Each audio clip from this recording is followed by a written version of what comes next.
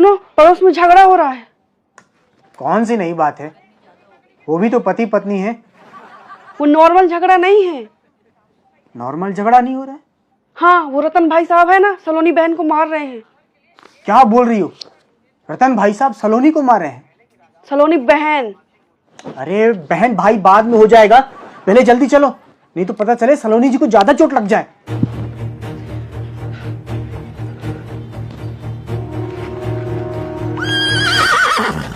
क्या हुआ, रुक क्यों गए?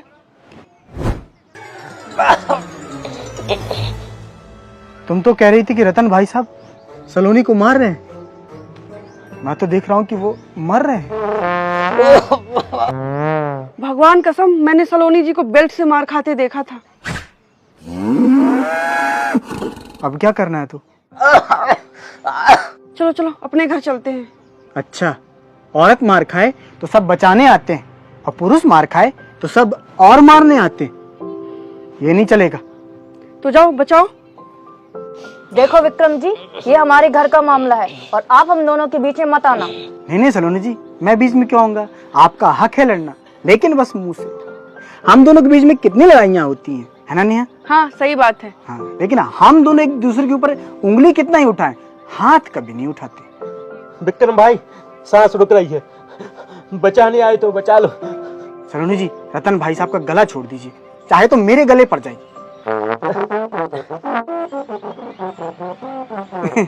कहने का मतलब है गला छोड़ दीजिए प्लीज। नेहा, सलोनी जी को शांत करो। आओ सलोनी बहन, इन पतियों के चक्कर में इतना गुस्सा आ ही जाता है। भाई क्या हो गया था? क्यों मार रही थी सलोनी जी? मार नहीं रही थी, मार डालती वो मुझे। हाँ तुम डले थे, वो मार रही थी, लेकिन क्यों? पहले मैंने हाथ नहीं उठाया, इसने बेल्ट उठाया मेरे ऊपर। ये तो गलत है ना रतन भाई? गलत है तभी तो गलत दबा। तुम रुको नेहा, रतन भाई को कहने दो।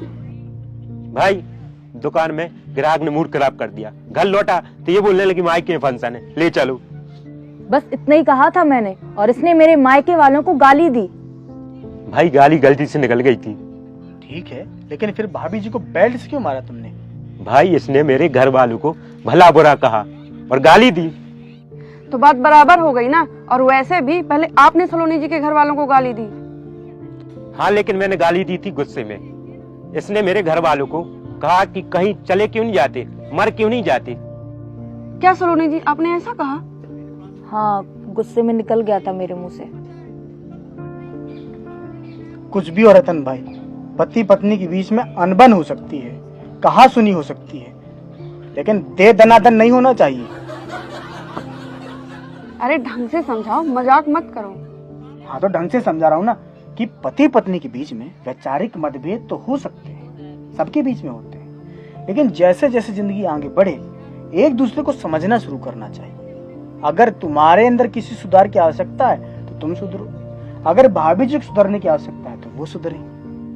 और क्या, जहाँ भी सलोनी जी को सुधार की आवश्यकता है बताइए तो। अच्छा विक्रम भाई, नेहा भाभी में शादी के बाद कुछ सुधार हुआ? बिल्कुल हुआ। जब भी मैं कहता हूँ कि नेहा तुम्हारे अंदर ये कमी है, इसे सुधारना है, तो तुरंत सुनती है। बस एक गड़बड़ करती है। क्या? कमी सुधारने पार्लर जाती है। फिर मजाक, सीरियस समझाओ ना। हाँ तो देखिए सलोनी जी और रतन भाई, हम लोग विचारों से चलते हैं और हम लोगों की कुछ मान्यताएं हैं। कभी सलोनी जी सोचती होंगी कि वो सही, कभी तुम सोचते होगे कि तुम सही हो। हमारी विचारों के इसी अंतर के कारण झगड़ा होता है। तो धीरे धीरे हमें एक दूसरे की सोच को समझना और सुधारना शुरू करना पड़ेगा। अच्छा, इससे झगड़े रुक जाएंगे? हाँ, धीरे धीरे जैसे जैसे समझ बढ़ेगी झगड़े घटेंगे। लेकिन एक चीज और है जो जरूरी है। क्या जरूरी है? अपनी गलती मानना, और झगड़े के बाद जितना जल्दी हो सके उतना जल्दी मानना। भाभी मान लेती है अपनी गलती?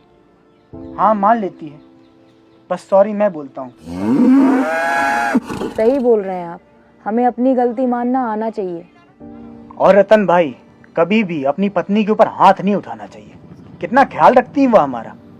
अगर घर से निकलो तो इस चिंता में बैठ जाती है कि कब लौटेंगे। थोड़ी सी देर हो जाए, बाजार में किसको फर्क पड़ता है, दुनिया में किसको फर्क पड़ता है। एक घर वाले ही हैं जिनको हमारी फिक्र होती है। दुनिया में घटने वाली हर एक अच्छी बुरी घटना में तुम्हारी पत्नी को उतना ही फर्क पड़ेगा जितना तुम्हें पड़ेगा। तुम किसी दुख में होगे ना, तुम्हारी पत्नी की भी रोटियां जल जाएंगी, क्योंकि वो भी उसी दुख के बारे में सोच सोच के रोटियां बना रही है। तुमको कोई खुशी होगी तो वो भी घर की रौनक बढ़ा देगी, खीर बना देगी, पूरी बना देगी। तो कभी उसके कोमल हृदय को हिंसा की चोट मत पहुंचाना। और इसका सबसे बढ़िया रास्ता है एक दूसरे को समर्पण कर दो।